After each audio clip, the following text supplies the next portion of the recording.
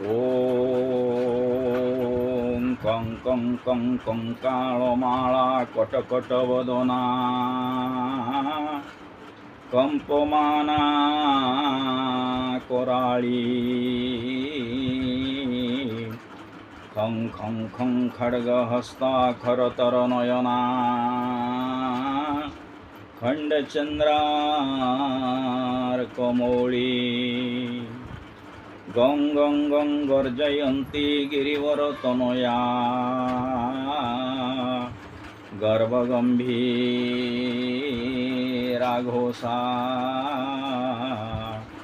घं घं घं घर घरग्नि घनज घनभरा पातु मां घोररूपा पातु मां घोररूपा।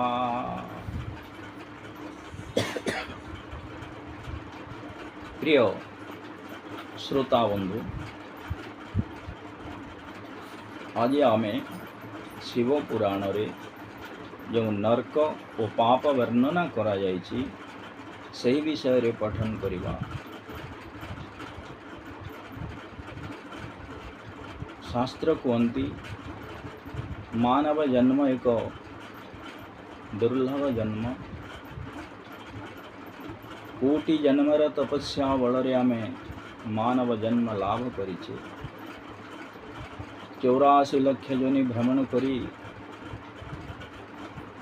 मानव जन्म पाइछे। मानव जन्म लाभ करिवा पाई देवता माने मध्य प्रयास करती। जो माने जीवन रे पाप अधिक करती से माने नरक भोग करती, जो माने पुण्य अधिक करती से माने स्वर्ग लाभ करती। पुण्य एवं पाप अधा अधा जदि हो ताहले पुणी मानव जोनि रे जन्म मिले। तेणु आमे समस्ते पाप कर्म न करी पुण्य अर्जन करिवा निमंते समस्ते चेष्टित हेबा उचित। व्यासदेव अष्टादश पुराण रचना कले। सही समय रे मुनि माने व्यासदेव को प्रश्न कले, हे व्यासदेव आपने तो अष्टादश पुराण रचना करदेले, एते गुड़ाए पुराण पठन करवा समस्त द्वारा संभव हुए नहीं। तेणु यही अष्टादश पुराणर सार कथा बा निर्यास तत्व कौन आपण आंभ मानू कहतु। सही समय व्यासदेव कही अष्टादश पुराणेषु व्यासस्य वचनं द्वयम् परोपकार पुण्याय पापाय परपीडनम्। व्यासदेव कहले यही अष्टादश पुराण रे जहाँ किसी मु वर्णना करिछि से समस्तर मोराल बा सार कथा है परोपकार हेउछि पुण्य एवं अन्य को पीड़ा देवा हेउछि पाप।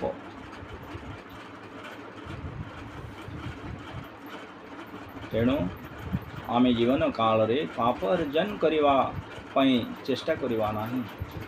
पुण्य भाग किपरि आमर वृद्धि हेब सेथि निमंते आमे समस्ते चेष्टित हेबा। शिव पुराण रे नरक एवं पाप विषय रे जहाँ वर्णना करा जाइछि ताहा वर्तमान आमे पठन करिबा। नरक ओ पाप वर्णना। सनत कुमार मुख को नाई सर्व ऋषि पचारन्ति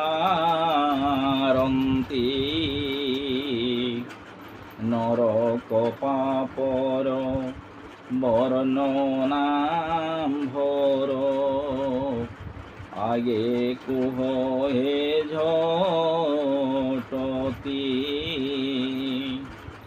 ঋষি গণঙ্কর বচন শোণেণ স্মিত সিধাতা সুত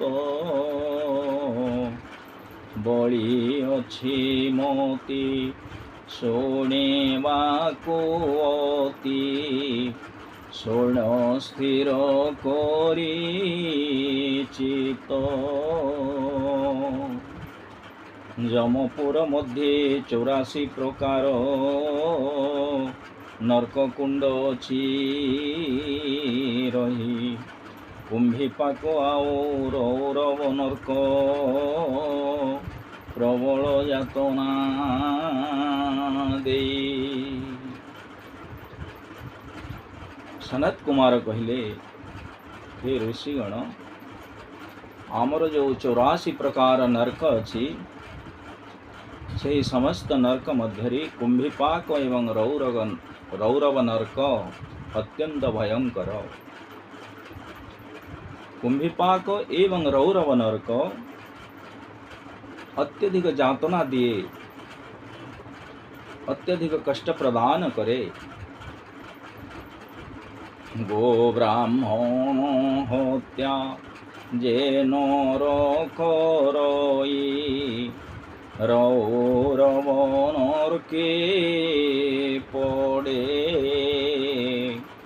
चारि जुग जाए संतापित होई देहे अग्नि पड़ी रड़े। गो एवं ब्राह्मण को जो माने हत्या करती से माने रौरव नरक रे पड़ती। गो अर्थात गाई गोरु एवं ब्राह्मण एमान को जो माने हत्या करती से माने रौरव नरक रे पड़ती। एवं चारि जुग जाए से माने संतापित होती कष्ट भोग करती। तांकर देहरे सदा सर्वदा अग्नि वर्षा होता है। केउ कुकर्म कले पाप हुए कहन्ति धातानन्दन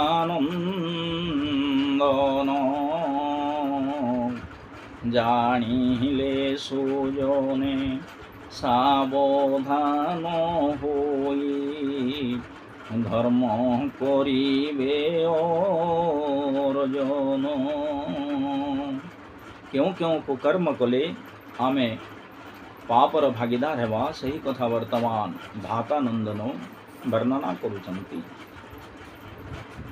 मुनिमान को कहउचंती हे मुनिमाने आमे एही कुकर्म गुड़िक करिबा नाही। कौणसी जिनिष लोचाइन केवे करिब नाही भक्षण गृहरु अतिथि फेराई देण पाप न कर अर्जन। कौन सी जिनिष लुचाई करी आमे खाइबा उचित नुहे। यदि लुचाई करी कौन सी द्रव्य आमे भक्षण करिबा ताहेले आमे पापर भागीदार हेबा। गृहरु अतिथि आम गृह को जदि अतिथि माने आसबे सही अतिथि मान को फेराई देवा उचित नुह। यदि अतिथि फेरीगला ताहेले आमे पापर भागी हेबा। एवं सही अतिथि माने आम गृहर समस्त पुण्य तांको सहित चली जीवो। परर नारी को दृष्टि पकाई हरण न कर केवे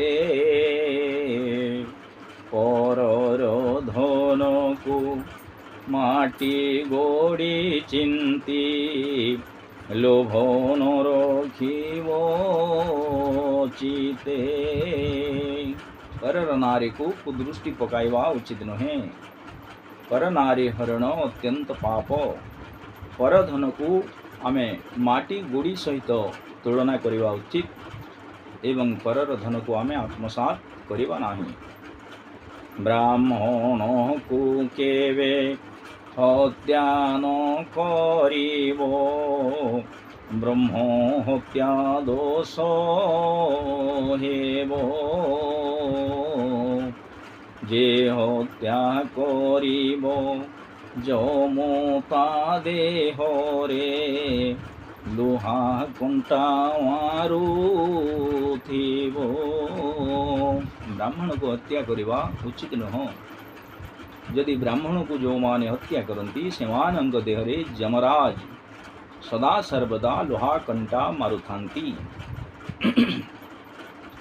भिन्न क्षम लोक मानंको जे जन सदा करे उपहास। महापापे से हो भागीदार होई दंड भोगई विशेष। भिन्न क्षम लोक मानंको अर्थात जो माने छोटा कोना कानों को सुना जाए नहीं एवं सेमानंकर शरीर अंग नष्ट हो जाए थाए सेमानंकु भिन्न क्षम व्यक्ति बोली कहा जाए। सेमानंकु उपहास करवा उचित नुह। सेमानंकु यदि आमे उपहास करवा ताहेले आमे पापर भागीदार हवा। महापाप पाप तो पाप पुणी महापापर भागीदार हवा एवं आमको दंड भोगवाक पड़िबो। कन्या को विकीर्ण पितृ श्राद्ध दिन जे जौन कौर हुए देवादेवींकर नैवेद्य जे जौन बाल पकाइण थाए। निजर कन्या को बिक्री करवा उचित नुह एवं पितृ श्राद्ध दिन खौर हेबा अर्थात बाल काटिवा उचित नुह। देवादेवी को आमे जो भोग अर्पण करूँ नैवेद्य देऊँ से नैवेद्य रे जदि बाल पड़ जाए ताहले आमे पापर भागीदार हेबा। तेणु से नैवेद्य रे किपरि बाल पड़िब नाही आमे चेष्टित हेबा उचित। अभियाड़ी झियो देखिण जे जन ताको करोई हरण शत्रु घरे जाई विप्र ब्राह्मण जे जदि करन्ति भोजन। अभियाड़ी झील अर्थात जो झील बाहा होई न थाए से झील को हरण करवा उचित नुह। जो माने ताको हरण करती से माने पापर भागीदार हंती। शूद्र घरे विप्र एवं ब्राह्मण यदि भोजन करती ताहेले से माने पापी। अभियाड़ी झील देखिण जे जन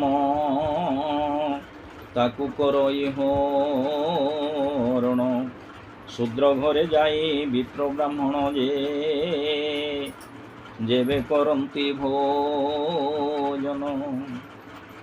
विष्णु को न अर्पी नैवेद्य न करी भोजन जे जन करे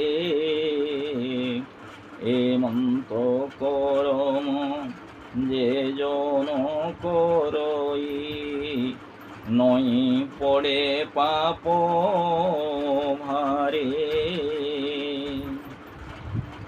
भगवान होउछन्ति विश्व ब्रह्मांडर मालिक।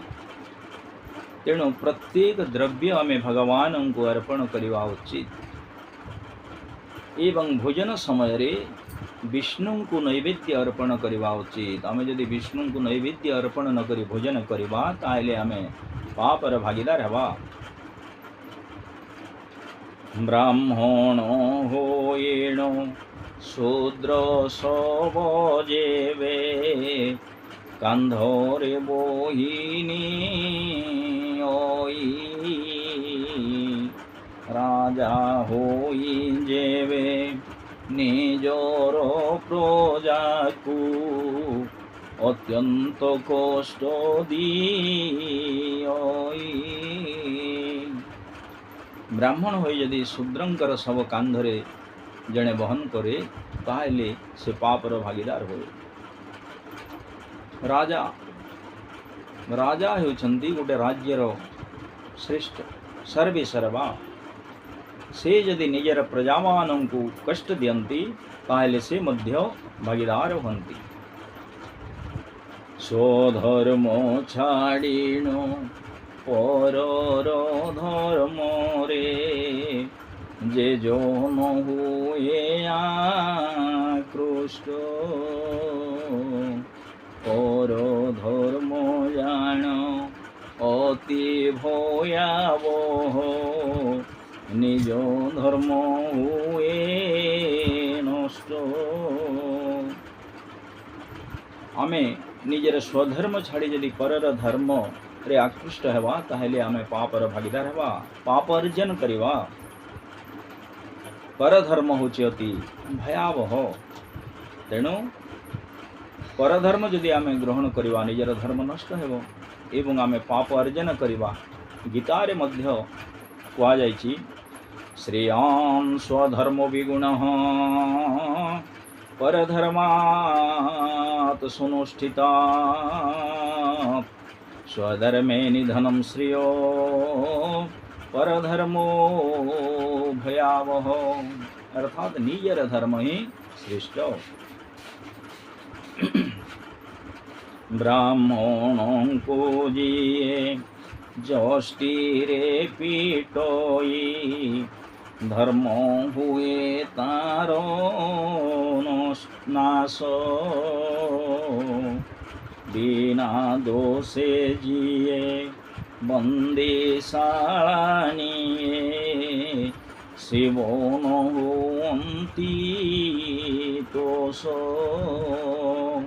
ब्राह्मण मानंकु जो माने माड़ मारंती जष्टिरे पिटंती सेमानंकर धर्म नाश हुए। सेमाने जीवन काल रे जेते धर्म अर्जन करिथांती समस्त धर्म तांकर नाश जाए। एवं बिना दोषरे जे बंदीशाला ने अर्थात जड़े दोष करे नाही ता उपरे दोष आरोप करा जाए एवं सही व्यक्ति जनक को दोषी साब्यस्त करा जाए। बिना दोषरे जो माने दोषी साब्यस्त करंती एवं बंदीशाला को नियंती विभिन्न प्रकार निंदा करंती विभिन्न प्रकार गुस्सा रटना करंती सेमानंग प्रति भगवान शिव संतोष हंती नाही। सेमाने जेते भगवान शिवं को पूजा कले मध्य सेमाने संतोष हंती नाही। सही व्यक्ति माने अत्यंत पापर भागीदार हंती। तेणु बिना दोषरे जने व्यक्ति को दोषारोप करिवा उचित नह। अन्यर वृत्ति को जेनाश करई अलंकार करे चोरी घंट वृत्ति करी जे धन रजई से अटे शिव भैरी। अर्थात अन्यर वृत्ति को आमे मानव जन्म पाइछे। आमर यही पेट चाखंडक पाई मानव माने विभिन्न प्रकार वृत्ति अवलंबन करंती। जो माने सही व्यक्तिर वृत्ति को छड़ाई नियंती सेमाने अत्यंत पापर भागीदार हंती। तेणु कौनसी व्यक्तिर वृत्ति को आमे छड़ाई नवा उचित नुहे। से अत्यंत परिश्रम करी से अत्यंत कष्ट करी से वृत्ति रे लिप्त रही। एवं सही वृत्ति अवलंबन करी निजर परिवार परिपोषण करुछि। आमे जदि ताकू मिथ्या दोषारोप करी तार सही वृत्ति को छड़ाई नवा ताहले आम अत्यंत पापर भागीदार हवा। जो माने खंट वृत्ति अर्थात चोरी करी धन अर्जन करुछंती से माने भगवान शिवंकर शत्रु अटंती।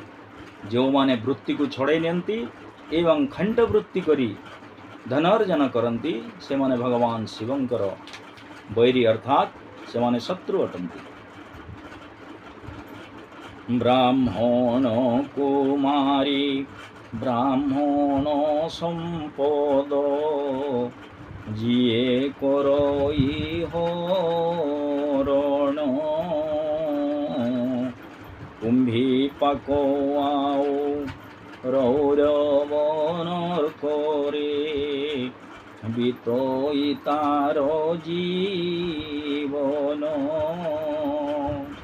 यदि ब्राह्मण को हत्या करी ब्राह्मणर संपद जी छड़ाई ने सही व्यक्ति कुंभीपाक एवं रौरव नरकरे पतित हुए। कुंभीपाक एवं रौरव नरकरे पड़ी से अत्यंत जातना भोग करे। ब्राह्मण को घृणा देवता न मानी लोकों को दिए जातना परो निंदा जिए करो थाए सदा न लोभे शिव करुणा।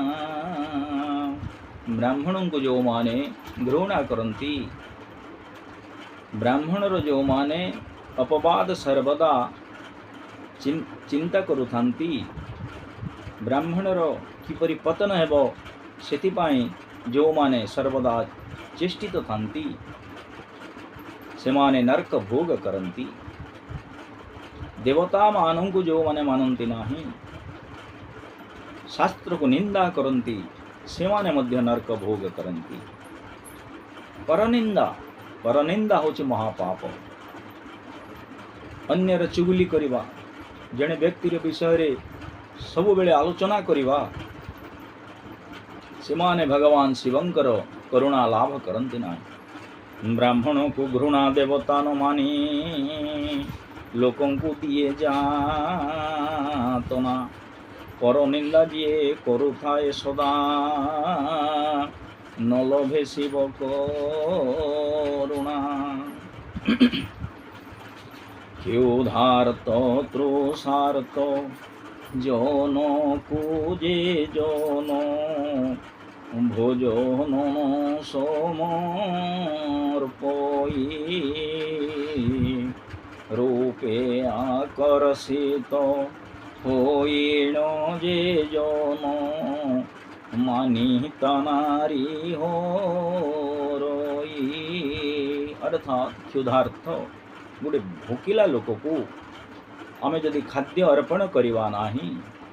तृषार्थ अर्थात जड़े व्यक्ति को पानी दरकार ता पाटी शोषरे सुखी जाउची ताकू जदि आमे पानी अर्पण करिवा नाही ताहले आमे महापापर भागीदार हेबा। क्षुधार्थ एवं तृषार्थ व्यक्ति को आमे भोजन देवा पई चेष्टा करिवा उचित। रूप रे आकर्षित होई जदि मानिता नारी को जो माने हरण करंती से माने कुंभी पाक नरकरे पतित हुवन्ति। देवस्व ब्रह्मस्व जे जन हरई भल गति नुहे तारो कुंभी पाक नरके पड़ीण से नर दुख भोगे मारो मारो। देवस्व अर्थात भगवानंकर धन ब्रह्मस्व अर्थात ब्राह्मणर धन जो माने हरण करती से मानंकर केवे भल गति हुए नाही। से माने कुंभी पाक नरकरे पड़ती एवं अनेक जातना भोग करती। हेमंत करम करई जे जन भागी हुई पापरे संजीवनी पुरे जमदंड भोगे नरक भोगे निरंतरे। सनत कुमार कहले हे ऋषि माने मु जो जो कर्म तुम सम्मुखरे वर्णना कली उपरोक्त कर्म गुड़िक जो माने आचरण करती से माने संजीवनीपुर अर्थात जमपुर रे जमदंड भोग करती। जो 84 गोटी नरक कुंड अच्छी से नरक कुंड रे समाने पतित होई अनेक जातना भोग करती। तेणु श्रोता बंधु मानव जन्म दुर्लभ जन्म आमे दुर्लभ जन्म लाभ करिछे। दुर्लभ नर कले बर नरक निस्तारण द्वार। देखंतु भागवत रे केडी सुंदर कथा कहा जायछि। दुर्लभ नर कले बर नरक निस्तारण द्वार। आमर जो नर कलेबर आमे लाभ करिछे एटा दुर्लभ सहजरे एही मानव शरीर मिले नाही। कोटि जन्मर तपस्या एवं 84 लक्ष जोने आमे भ्रमण करी एही मानव जन्म लाभ करिछे। एवं ए मानव शरीर होची नरक निस्तारणर द्वार। कहीं आमर विवेक अच्छी भल मंद विचार करिवार शक्ति भगवान हमको देइछन्ति। कोटा भल एवं कोटा मंद, कोटा भल कोटा खराब हम विचार करि परिबा। तेणु आमे जदि चाहिबा निश्चित भाव रे पुण्य अर्जन करि परिबा एवं स्वर्ग लाभ करिबा। सर्वे भवन्तु सुखिनो सर्वे सन्तु निरामया सर्वे भद्राणि पश्यन्तु मा कश्चित् दुःखभाग् भवेत्। उमापति महादेव की, श्यावर रामचंद्र की, पवन सुत वीर हनुमान की, द्वारकाधिपति श्री कृष्ण भगवान की, नीलाचल निवासी जगन्नाथ स्वामी की। ओम शांति शांति शांति।